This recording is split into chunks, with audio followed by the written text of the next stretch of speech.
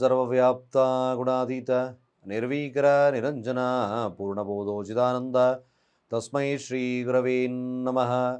ಓಂ ಬ್ರಹ್ಮಸ್ಪತಯೇ ನಮಃ. ಓಂ ಸಮಸ್ತ ತುಳಸಿ ಬಂಧುಗಳಿಗೆ ಶಿವಸ್ವಾಮಿ ಗುರುಜಿಯ ಅನಂತ ನಮಸ್ಕಾರಗಳು. ಸ್ನೇಹಿತರೆ ನೋಡಿ, ಮಕರ ಕುಂಭ ಹಾಗೆ ಮೀನ ರಾಶಿಯವರ ಮಾರ್ಚ್ ತಿಂಗಳ ಭವಿಷ್ಯ ಹೇಗೆಲ್ಲ ಇದೆ ನೋಡಿ. ಮಾರ್ಚ್ ತಿಂಗಳ ಭವಿಷ್ಯದಲ್ಲಿ ಕುಂಭರಾಶಿಯವರಿಗೆ ಏನಾದರೂ ಅದ್ಭುತವಾಗಿರತಕ್ಕಂಥ ಫಲಗಳು, ನಾನಾ ರೀತಿಯಾದ ಸಮಸ್ಯೆಗಳಿಗೆ ಗುರುವಿನ ಅನುಗ್ರಹ ನಿಮಗೆ ಲಭ್ಯವಾಗುತ್ತಾ. ಹಾಗೆ ಮೀನರಾಶಿಯಲ್ಲಿ ಶನಿಯ ಸಂಯೋಗ, ಉಚ್ಚರಾಶಿಯಲ್ಲಿ ಶುಕ್ರನ ಸಂಯೋಗ ಮೀನರಾಶಿಯವರಿಗೆ ಏನಾದರೂ ಹೊಸ ಆಲೋಚನೆಗಳು ಬರ್ತಕ್ಕಂಥದ್ದು ಇರ್ತದೆ. ಮದುವೆ ವಿಚಾರದಲ್ಲಿ ವಿಶೇಷವಾಗಿರ್ತಕ್ಕಂಥ ಫಲ ಸಿಗುತ್ತಾ. ಹಾಗೆಯೇ 12ನೇ ಸ್ಥಾನದಲ್ಲಿರ್ತಕ್ಕಂಥ 4 ಗ್ರಹಗಳ ಏನು ಸಮಸ್ಯೆಗಳು ಕೊಡ್ತದೆ ಮೀನರಾಶಿಯವ್ರಿಗೆ, ಯಾವುದರಲ್ಲೂ ಎಚ್ಚರಿಕೆಯನ್ನು ವಹಿಸ್ಕೋಬೇಕಾಗ್ತಕ್ಕಂಥದ್ದು ಇರ್ತದೆ. ಹಾಗೆ ದಾಂಪತ್ಯದಲ್ಲಿ ಏನಾದರೂ ಸಮಸ್ಯೆಗಳು ಬರುತ್ತಾ, ವ್ಯಾವಹಾರಿಕವಾಗಿ ನಷ್ಟವನ್ನು ಮಾಡುತ್ತಾ, ಏಕೈಕವಾಗಿ ಉಚ್ಚ ಶುಕ್ರ ನಿಮ್ಗೆ ಏನೆಲ್ಲ ಐಡಿಯಾಗಳನ್ನು ಕೊಡುತ್ತೆ ಅಂತಕ್ಕಂಥ ಮಾಹಿತಿಯನ್ನು, ಮಾರ್ಚ್ ತಿಂಗಳ ಭವಿಷ್ಯ ಹೇಗಿರ್ತಕ್ಕಂಥದ್ದಿರುತ್ತೆ ಅಂತಕ್ಕಂಥ ಎಲ್ಲ ಸಂಪೂರ್ಣ ಮಾಹಿತಿಯನ್ನು ನಿಮ್ಮ ಮುಂದೆ ಇಡ್ತಾ ಇದ್ದೇನೆ ನೋಡಿ. ಕುಂಭರಾಶಿ ರಾಶಿ ಅಧಿಪತಿ 2ರ ಸ್ಥಾನದಲ್ಲಿ ಧನಸ್ಥಾನದಲ್ಲಿದ್ದಾನೆ. 2ನೇ ತಾರೀಕು ಶುಕ್ರ, ಉಚ್ಚ ಶುಕ್ರ, ಅದರಲ್ಲೂ ಕೂಡ 4 ಮತ್ತು 9ರ ಅಧಿಪತಿ ಉಚ್ಚ ರಾಶಿಯಲ್ಲಿ ಶುಕ್ರ. ಭಾಳ ವಿಶೇಷವಾಗಿರ್ತಕ್ಕಂಥ ಯೋಗ ಕುಂಭರಾಶಿಯವರಿಗೆ. ಈ ಯೋಗ ಭಾಳ ಅದ್ಭುತವಾಗಿರ್ತಕ್ಕಂಥ ಫಲಗಳನ್ನು ಕೊಡುತ್ತೆ. ಈ ಯೋಗದ ಫಲವಾಗಿ ಕುಂಭರಾಶಿಯಲ್ಲಿರ್ತಕ್ಕಂಥದ್ದು ನೋಡಿ, 4 ಗ್ರಹಗಳ ಸಂಯೋಗ. ರಾಹು ಕುಂಭರಾಶಿಯಲ್ಲಿ ಸ್ಥಿತವಾಗಿದ್ದಾನೆ, ಸೂರ್ಯ ಕುಂಭರಾಶಿಯಲ್ಲಿ ಸ್ಥಿತ, ಕುಜ ಕುಂಭರಾಶಿಯಲ್ಲಿ ಸ್ಥಿತ, ಹಾಗೆ ಸ್ಥಿತವಾಗಿರ್ತಕ್ಕಂಥದ್ದು ಕೂಡ ಬುಧ. 5 ಮತ್ತು 8ರ ಅಧಿಪತಿ. ನಾನು ಕುಂಭರಾಶಿಯವರಿಗೆ ನನ್ನ ಸಂದೇಶ, ಖಂಡಿತ ಕುಂಭರಾಶಿಯವರು ಲಗ್ನದಲ್ಲೇ ಗ್ರಹಗಳಿದೆ, ಸ್ವಲ್ಪ ಮಟ್ಟಿಗೆ ಅತಿಯಾದಂಥ ಕೋಪಗಳು ಬರುತ್ತೆ. ಹೇಗೆ ಗುರುಗಳೇ? 7ರ ಅಧಿಪತಿ ಲಗ್ನದಲ್ಲಿದ್ದಾನೆ, ಜೊತೆಗೆ ಪಂಚಮಾಧಿಪತಿ ಅಷ್ಟಮಾಧಿಪತಿ ಲಗ್ನದಲ್ಲಿದ್ದಾನೆ, ಜೊತೆಗೆ ಕುಜ ದಶಮಾಧಿಪತಿ ಲಗ್ನದಲ್ಲಿ, ತೃತೀಯಾಧಿಪತಿ ಲಗ್ನದಲ್ಲಿ, ರಾಹು ಲಗ್ನದಲ್ಲಿ. ವಿಪರೀತ ಕೋಪ ಬರುತ್ತೆ. ಬಟ್ ಆ ಒಂದು ಕೋಪ ನಿಮ್ಮನ್ನು ಅದ್ಭುತವಾಗಿ ಜ್ಞಾನವನ್ನು ಸಂಪಾದನೆಯನ್ನು ಮಾಡೋದಲ್ಲ, 2 ಮಾತಲ್ಲಿ. ಹೇಗೆ? ಇದು ಭಾಳ ಮುಖ್ಯ ಆಗ್ತದೆ. ಕುಂಭರಾಶಿಯವರಿಗೆ ಗುರು ವಕ್ರತ್ಯಾಗವನ್ನು ಮಾಡಿ ಪಂಚಮ ದೃಷ್ಟಿಯನ್ನು ನಿಮ್ಮ ರಾಶಿಯಲ್ಲಿ ಬೀಳೋದ್ರಿಂದ ಅದ್ಭುತವಾಗಿರ್ತಕ್ಕಂಥ ಜ್ಞಾನ, ಸಾಧನೆ ಮಾಡ್ತಕ್ಕಂಥ ಜ್ಞಾನ, ನಿಮ್ಮಲ್ಲಿ ಏನೇ ನ್ಯೂನತೆಗಳಿದ್ದರೂ, ಸಮಸ್ಯೆಗಳಿದ್ದರೂ ಅದನ್ನು ನಾನು ಓವರ್ಕಮ್ ಮಾಡಿ ಆಚೆ ಬರ್ತೀನಿ ಅಂತಕ್ಕಂಥ ಎಲ್ಲ ಕಾನ್ಫಿಡೆನ್ಸ್ ನಿಮ್ಮಲ್ಲಿ ಬರುತ್ತೆ. ರಾಶಿ ಅಧಿಪತಿ ಧನಸ್ಥಾನದಲ್ಲಿ ಅಸ್ತಂಗತನಾಗ್ತಾ ಇದ್ದಾನೆ. ಇದು ಅಸ್ತಂಗತನಾದಾಗ ಒಂದು ನ್ಯೂನತೆಯನ್ನು ನಾನು ನೋಡ್ಬೋದು. ಏನು ನ್ಯೂನತೆ? ಕುಟುಂಬದ ಮೇಲೆ ಅಥವಾ ಆಧ್ಯಾತ್ಮಿಕದ ಮೇಲೆ ಒಲವು ಜಾಸ್ತಿ ಆಗ್ಬೋದು, ಅಥವಾ ಧಾರ್ಮಿಕವಾಗಿ ನಿಮಗೆ ಲಗ್ನಾಧಿಪತಿ 2ರ ಸ್ಥಾನದಲ್ಲಿ ಇದ್ದಾಗ ಕುಟುಂಬದ ಮೇಲೆ ವ್ಯಾಮೋಹವನ್ನು ಕಳ್ಕೊಬೋದು.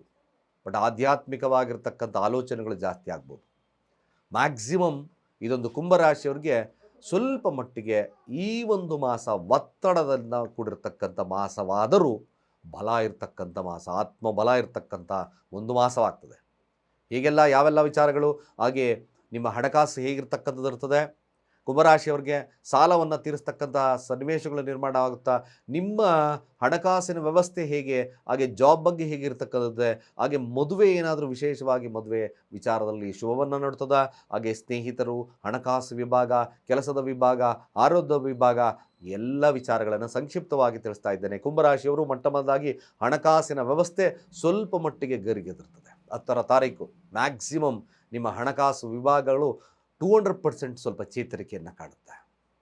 ನಿಮ್ಮ ಹೊಸ ಆಲೋಚನೆಗಳು, ಕಾರ್ಯವೈಖರಿಯಿಂದ ಲಾಭ, ಟ್ರೇಡಿಂಗ್, ಇದ್ದಕ್ಕಿದ್ದ ಹಾಗೆ ಹಣ ಬರ್ತಕ್ಕಂಥದ್ದು, ಶ್ರಮವಿಲ್ಲದ ಹಣ ಜಾಸ್ತಿ ಆಗ್ತದೆ. ಹಾಗೆ ಹೇಗೆ? ಕೇವಲ ನಾಲೆಡ್ಜಿಂದ, ಕೇವಲ ನಿಮ್ಮ ಪ್ರಾಧ್ಯಾಪಕದಿಂದ, ಅಂದರೆ ಕೇವಲ ನಿಮ್ಮ ಕಮ್ಯುನಿಕೇಷನ್ಸಿಂದ, ನಾಲೆಡ್ಜಿಂದ ಕೂಡ ಅದ್ಭುತವಾಗಿರ್ತಕ್ಕಂಥ ಕುಂಭರಾಶಿಯವರಿಗೆ ಹಣ ಬರ್ತದೆ. ಹಣಕಾಸಿನ 2 ಮತ್ತು 11ರ ಅಧಿಪತಿ ವಕ್ರತ್ಯಾಗವನ್ನು ಮಾಡ್ತಾ ಮ್ಯಾಕ್ಸಿಮಮ್ ನಿಮಗೆ ಹಣಕಾಸಿನ ವಿಭಾಗ, ಕುಟುಂಬಕ್ಕೆ ವಿಶೇಷವಾಗಿರ್ತಕ್ಕಂಥ ಸೌಲಭ್ಯ, ಪ್ರೀತಿಸಿ ವಿಚಾರದಲ್ಲಿ ಕೂಡ ಲಾಭ ಲಭ್ಯತೆ ಶತಸಿದ್ಧ. ಆಮೇಲೆಯಾಗಿ ನೋಡಿ, 3 ಮತ್ತು 10ರ ಅಧಿಪತಿಯಾಗಿರ್ತಕ್ಕಂಥದ್ದು ಲಗ್ನದಲ್ಲಿ ಅಸ್ತಂಗತನಾಗಿದ್ದಾನೆ. ಒನ್ ಥಿಂಗ್, ಕುಂಭರಾಶಿಯವರು ಓವರ್ ಕಾನ್ಫಿಡೆಂಟನ್ನು ಬಿಡಿ. ಓವರಾಗಿ ಥಿಂಕ್ ಮಾಡೋದನ್ನು ಬಿಡಬೇಕಾಗುತ್ತೆ. ಕುಂಭರಾಶಿಯಲ್ಲಿ ಅಗ್ನಿತತ್ವ ಇರತಕ್ಕಂಥ ಕುಜ ಅಸ್ತಂಗತ ಸೂರ್ಯನ ಒಂದು ಅಂಶಕ್ಕೆ ಸಿಲುಕಿ ಅಸ್ತಂಗತನಾಗಿದ್ದಾನೆ. ಕಾರ್ಯವೈಖರಿಯ ಬಗ್ಗೆ ಸ್ವಲ್ಪ ಮಟ್ಟಿಗೆ ಸ್ಟ್ರಾಟಜಿಯನ್ನು ಉಪಯೋಗಿಸ್ಕೋಬೇಕು ಕುಂಭರಾಶಿಯವರು. ಹೇಗೆ ಹತ್ತರಾಧಿಪತಿ ಹಾಗೆ ಮೂರರ ಅಧಿಪತಿ ಕಾರ್ಯವೈಖರಿ ಬಗ್ಗೆ ಸ್ವಲ್ಪ ಮಟ್ಟಿಗೆ ಸಡಿಲ ಬಿಡಬಾರ್ದು, ಸಾಧ್ಯವಾದಷ್ಟು ಶ್ರಮವನ್ನು ಹಾಕಿ ಕೆಲಸವನ್ನು ಮಾಡಬೇಕಾಗುತ್ತೆ.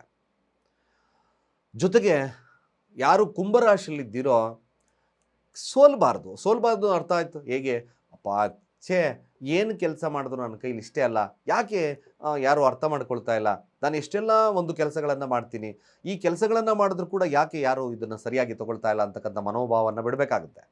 ಮ್ಯಾಕ್ಸಿಮಮ್ ನಿಮ್ಮ ಕಾರ್ಯಪ್ರವೃತ್ತರಾಗಿದ್ದರೆ ಆಟೋಮೆಟಿಕ್ಕಾಗಿ ನಿಮ್ಮ ಕೆಲಸ ಕಾರ್ಯಗಳು ಗರಿಗೆದರ್ತಕ್ಕಂಥ ಕೆಲಸವನ್ನು ಮಾಡುತ್ತೆ. 4 ಮತ್ತು 9ರ ಅಧಿಪತಿ ಧನಸ್ಥಾನದಲ್ಲಿದ್ದಾನೆ.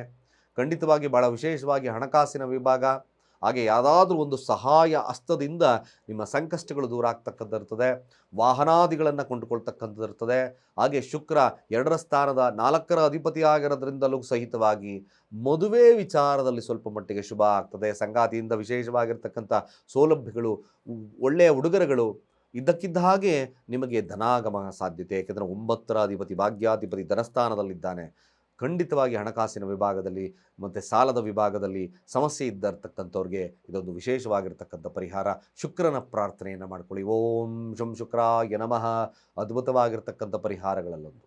ಬುಧ ಲಗ್ನದಲ್ಲಿದ್ದಾನೆ. 5 ಮತ್ತು 8ರ ಅಧಿಪತಿ ಟ್ರಮಂಡಸ್ ಆಗಿ ಸೂರ್ಯನ ಜೊತೆಯಲ್ಲಿರೋದ್ರಿಂದ ನಿಮಗೆ ಒಂದು ವಿಶೇಷವಾಗಿ ನಿಮ್ಮ ಪ್ರೀತಿ ಪಾತ್ರೊಟ್ಟಿಗಿನ ಬಾಂಧವ್ಯ ಚೆನ್ನಾಗಿರುತ್ತೆ. ಪ್ರೀತಿಸಿ ಮದುವೆ ಆಗ್ತಕ್ಕಂಥ ಸಾಧ್ಯತೆಗಳು ಕೂಡ ಬರುತ್ತೆ. ಬಟ್ ಪ್ರಯತ್ನ ಇಸ್ ಮೋರ್ ಇಂಪಾರ್ಟೆಂಟ್. ಅಷ್ಟಮಾಧಿಪತಿ ಆಗಿರೋದ್ರಿಂದ ಸ್ವಲ್ಪ ಅಡೆತಡೆಗಳು ಬರೋದ್ರಿಂದ ಬುಧ ಶಾಂತಿ ಅಗತ್ಯವಾಗಿ. ನೀವೇನಾದರೂ ಪ್ರೀತಿಸಿ ಮದುವೆ ಆಗ್ತಿದ್ದೀನಿ, ಮದುವೆಗೆ ವಿಶೇಷವಾಗಿರ್ತಕ್ಕಂಥ ಸಂದರ್ಭವಿದೆ, ಮದುವೆ ಆಗ್ತಕ್ಕಂಥವ್ರು ಕೇವಲ ಲಕ್ಷ್ಮೀ ವೆಂಕಟೇಶ್ವರ ಸಾನ್ನಿಧ್ಯಕ್ಕೆ ಹೋಗಿ ತುಳಸಿ ಹಾರವನ್ನು ಕೊಟ್ಟು ಪ್ರಾರ್ಥನೆಯನ್ನು ಮಾಡಿ. ಕೇವಲ ವಿಶೇಷವಾಗಿರ್ತಕ್ಕಂಥ ಪರಿಹಾರಗಳಲ್ಲಿ ಒಂದು ಬುದ್ಧಿವಂತಿಕೆಯಿಂದ ಕೆಲಸಗಳನ್ನು ಮಾಡಿದ್ದೆ ಕುಂಭರಾಶಿಯವರಿಗೆ ಅದ್ಭುತವಾಗಿರ್ತಕ್ಕಂಥ ಪರಿಹಾರ ಸಿಗ್ತದೆ. ದಶಮಾಧಿಪತಿ ಲಗ್ನದಲ್ಲಿದ್ದಾನೆ. 11ರಾಧಿಪತಿ ಪಂಚಮ ವಕ್ರತ್ಯಾಗವನ್ನು ಮಾಡ್ತಾ ಇದ್ದಾನೆ. ಆದರೆ ನೋಡಿ, ಇಲ್ಲಿ ಶುಕ್ರ ಇನ್ನೊಂದು ಭಾಳ ವಿಶೇಷವಾಗಿ ಕುಂಭರಾಶಿಯವರಿಗೆ ಸಪ್ತಮಾಧಿಪತಿ ಆಗಿರ್ತಕ್ಕಂಥ ಸೂರ್ಯ 2ರ ಸ್ಥಾನಕ್ಕೆ ಮೀನರಾಶಿಗೆ ಹೋಗುತ್ತೆ. ಖಂಡಿತವಾಗಿ ನಿಮ್ಮ ವ್ಯಾಪಾರ ವಹಿವಾಟುಗಳು ಅಬಂಡೆಂಟ್ ಆಗಿ ಶುಭವನ್ನು ಕೊಡುತ್ತೆ. ಅಬಂಡೆಂಟ್ ಆಗಿರ್ತಕ್ಕಂಥ ಶುಭ ಉಚ್ಚ ಶುಕ್ರನೊಟ್ಟಿಗೆ. ಹಾಗೆ ಸಂಗಾತಿಗಿಂತ ಉತ್ತಮವಾಗಿರ್ತಕ್ಕಂಥ ಸೌಲಭ್ಯ, ಸಾಂಸಾರಿಕ ಸುಖ ಎಲ್ಲವೂ ಕುಂಭರಾಶಿಯವರಿಗೆ ಲಭ್ಯ ಆಗುತ್ತೆ. ಈ ಒಂದು ಮಾಸ ಕುಂಭರಾಶಿಯವರಿಗೆ ಭಾಳ ವಿಶೇಷವಾಗಿರ್ತಕ್ಕಂಥ ಒಂದು ಮಾಸವಾಗಿ ಪರಿಣಾಮವನ್ನು ಬೀರೋದ್ರಲ್ಲಿ ಎರಡು ಮಾತೇ ಇಲ್ಲ. ಎಜುಕೇಷನ್ನಲ್ಲಿರ್ತಕ್ಕಂಥ ವಿದ್ಯಾರ್ಥಿಗಳಿಗೆ ಖಂಡಿತವಾಗಿ ಭಾಳ ಸೂಪರ್ ಆಗಿರ್ತಕ್ಕಂಥ ಒಂದು ಸುದಿನ. ಯಾವುದೇ ಕಾರಣಕ್ಕೂ ಧೃತಿ ಕೆಡಬೇಡಿ. ಇದು ಒಂದು ಒಳ್ಳೆಯ ಕಾಲ. ನಿಮಗೆ ರಾಹು ಕುಜನಿದ್ದಾನೆ ಲಗ್ನದಲ್ಲಿ ಇದ್ದರೆ ಕೋಪವನ್ನು ನಿಯಂತ್ರಣದಲ್ಲಿಟ್ಕೊಳ್ಳಿ. ನನ್ನ ಅನಿಸ್ ಪ್ರಕಾರ ಕುಂಭರಾಶಿಯವರು ಸಾಧ್ಯವಾದಷ್ಟು ಕೂಡ ಓಂ ಮಹಾಬಲಾಯ ನಮಃ, ಓಂ ಮಹಾಬಲಾಯ ನಮಃ ಪ್ರತಿ ದಿವಸ 11, 21 ನಿಮ್ಮ ಶಕ್ತಿ ಅನುಸಾರವಾಗಿ 108 ಬಾರಿ ಈ ಮಂತ್ರವನ್ನು ಹೇಳ್ಕೊಳ್ತಾ ಬನ್ನಿ. ನಿಜವಾಗ್ಲೂ ಒಂದು ಮಿರಾಕಲ್ ಥರ ನಿಮ್ಮ ಕಾರ್ಯಗಳಲ್ಲಿ ಸಿದ್ಧಿ ಆಗ್ತದೆ. ಆಗ ವಿಶೇಷವಾಗಿ ಸಾಲ ಮತ್ತೊಂದು ವಿಚಾರಗಳಲ್ಲಿ ಕೂಡ ವಿಶೇಷವಾಗಿ ಗುರುವಿನ ಅನುಗ್ರಹ ನಿಮ್ಮ ಮೇಲೆ ಬಿದೆ. ಸತ್ಯವಾಗಲೂ ಇದೊಂದು ಒಳ್ಳೆಯ ಅವಕಾಶ, ಸದುಪಯೋಗ ಮಾಡಿಕೊಳ್ಳಿ, ಒಳ್ಳೆಯದಾಗುತ್ತೆ. ಹಾಗೆ ಮೀನರಾಶಿಯವರ ಒಂದು ಈ ಮಾಸ ಭವಿಷ್ಯ ಹೀಗಿರುತ್ತೆ. ಮೀನರಾಶಿಯವ್ರಿಗೆ ಏನಾದರೂ ಸಮಸ್ಯೆಗಳು ಕಾಡಬಹುದಾ ನೋಡ್ಕೊಂಬರೋಣ. ಮೀನರಾಶಿ ಅಧಿಪತಿ ವಕ್ರತ್ಯಾಗವನ್ನು ಮಾಡ್ತಾ ಇದ್ದಾನೆ 4ಥ ಭಾವದಲ್ಲಿ. ಧೈರ್ಯಂ ಸರ್ವತ್ವ ಸಾಧನ, ಧೈರ್ಯ ಬರುತ್ತೆ. ಗಜಕೇಸರಿ ಯೋಗ, ಹಂಸಯೋಗ. ಆದರೆ ನೋಡಿ, 3 ಮತ್ತು 8ರ ಅಧಿಪತಿ ಶುಕ್ರ ಉಚ್ಚ ರಾಶಿಯಲ್ಲಿ ಕೂತಿದ್ದಾನೆ. ಶನಿ ಅಸ್ತಂಗತ. ಆದರೆ ಒಂದು ಏನಪ್ಪ, 12ರ ಸ್ಥಾನದಲ್ಲಿ ಗ್ರಹಗಳು ಜಾಸ್ತಿ ಇದೆ. 12ರ ಸ್ಥಾನ ನೋಡಿ, 6ರ ಅಧಿಪತಿ 12ರಲ್ಲಿದ್ದಾನೆ, 4 ಮತ್ತು 7ರ ಅಧಿಪತಿ 12ರಲ್ಲಿದ್ದಾನೆ, ಮತ್ತು ಧನಾಧಿಪತಿ 9ರ ಅಧಿಪತಿ 12ರಲ್ಲಿದ್ದಾನೆ. ನಿಮಗೆ 11ರ ಅಧಿಪತಿ ಆಗಿರ್ತಕ್ಕಂಥ ಶನಿ ಕೂಡ ಅಸ್ತಂಗತನಾಗಿ ಲಗ್ನಕ್ಕೆ ಬರ್ತಾ ಇದ್ದಾನೆ. ಸೂರ್ಯ ಸಹಿತವಾಗಿ 12ರ ಸ್ಥಾನ. ಒಂದೊಂದಾಗಿ ನೋಡ್ತಾ ಬಂದರೆ ಇದು ಮಿಶ್ರ ಫಲಗಳ ಒಂದು ಕಾಲ ಮೀನರಾಶಿಯವರಿಗೆ. ಮೀನರಾಶಿಯಲ್ಲಿ ನೋಡಿ, ಧನಾಧಿಪತಿ ಆಗಿರ್ತಕ್ಕಂಥದ್ದು 9ರ ಅಧಿಪತಿ ಆಗಿರ್ತಕ್ಕಂಥದ್ದು 12ರ ಸ್ಥಾನದಲ್ಲಿದ್ದಾನೆ. ಆರೋಗ್ಯ, ಹಣಕಾಸು ಖರ್ಚುಗಳಾಗ್ತಕ್ಕಂಥ ಸನ್ನಿವೇಶಗಳು ಬರುತ್ತೆ. ಇದರ ಬಗ್ಗೆ ಸ್ವಲ್ಪ ಕಾನ್ಸಂಟ್ರೇಷನ್, ಹಣ ಉಳಿಸ್ಬೇಕು. ಅದೇ ಕುಟುಂಬ ವ್ಯಾಜ್ಯಗಳು ಸಾಧ್ಯತೆ, ರಾಹು ಇದ್ದಾಗ ಕುಟುಂಬ ವ್ಯಾಜ್ಯಗಳು ಬರಬಹುದು.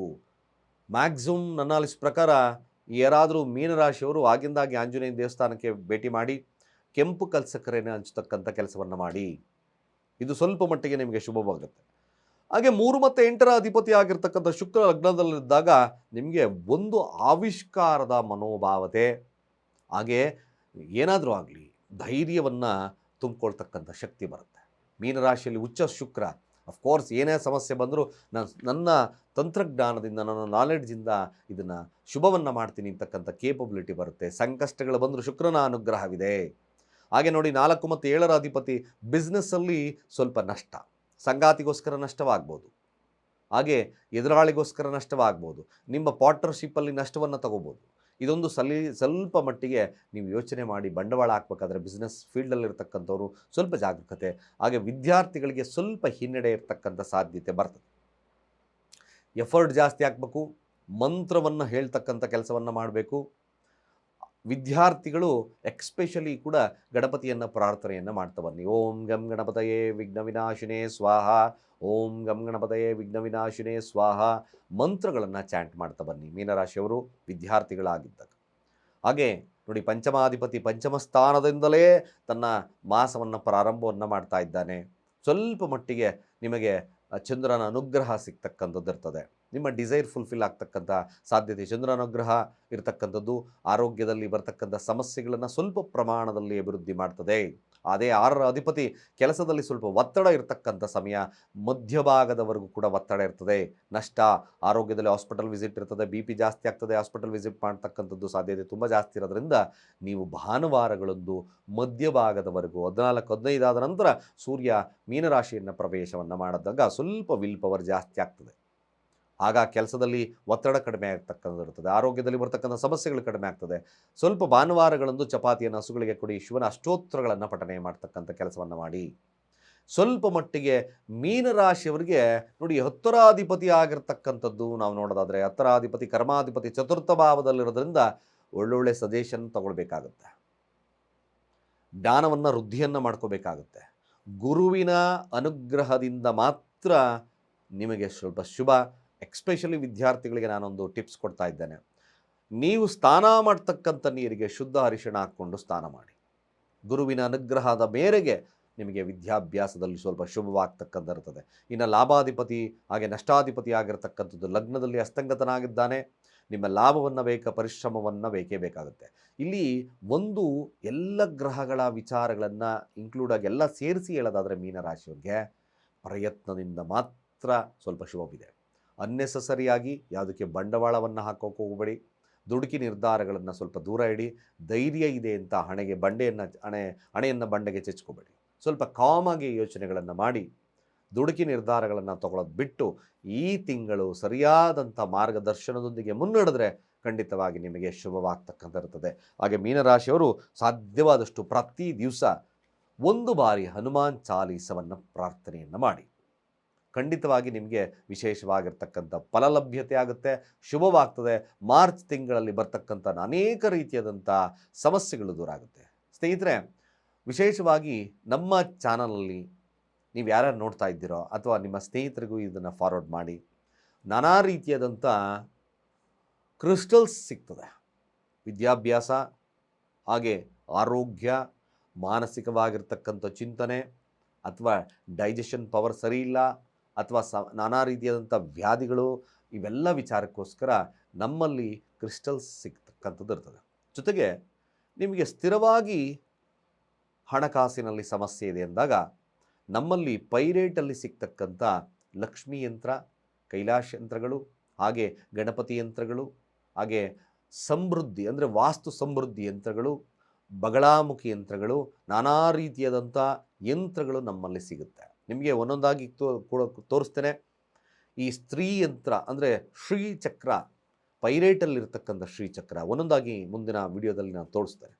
ಖಂಡಿತ ನಿಮಗೆ ಯಾವುದೇ ಆದಂಥ ಸಮಸ್ಯೆಗಳಿಗೆ ಸರಳ ಪರಿಹಾರಗಳನ್ನು ನಮ್ಮ ಚಾನಲ್ ಕಡೆಯಿಂದ ಸುಲಭವಾಗಿ ಸ್ವಾಭಾವಿಕವಾಗಿ ಅವಶ್ಯಕತೆ ಇದೆಯಾ ಅದು ಭಾಳ ಮುಖ್ಯ. ಸುಮ್ಮನೆ ಅನ್ನೆಸೆಸರಿ ನಾವು ಹಣ ಮಾಡಬೇಕು ಅಂತಕ್ಕಂಥ ಒಂದೇ ವಿಚಾರಕ್ಕೆ ಅಲ್ಲವೇ ಅಲ್ಲ, ನಿಮಗೆ ಅವಶ್ಯಕತೆ ಇದೆಯಾ? ನಿಮಗೆ ಯಾವ ಒಂದು ಅವಶ್ಯಕತೆಯ ಮೇರೆಗೆ ನಿಮಗೆ ಏನು ವಸ್ತುಗಳು ಬೇಕಾಗುತ್ತೆ ಎಲ್ಲ ಕೂಲಂಕುಷವಾಗಿ ಜಾತಕವನ್ನು ಪರಿಶೀಲನೆ ಮಾಡಿಸಿ, ಜೊತೆಗೆ ನಿಮಗೆ ಏನು ಆದ್ಯತೆ ಇದೆ ಇವೆಲ್ಲ ವಿಚಾರಗಳನ್ನು ತಿಳಿಸಿ, ನಾನಾ ರೀತಿಯಾದ ಸಮಸ್ಯೆಗಳಿಗೆ ಒಂದು ಸರಳ ಪರಿಹಾರವನ್ನು ನಾವು ಕೊಡ್ತೇವೆ ಅಂತ ಹೇಳ್ತಾ, ಸರ್ವೇ ಜನ ಸುಖಿನೋ ಭವಂತು.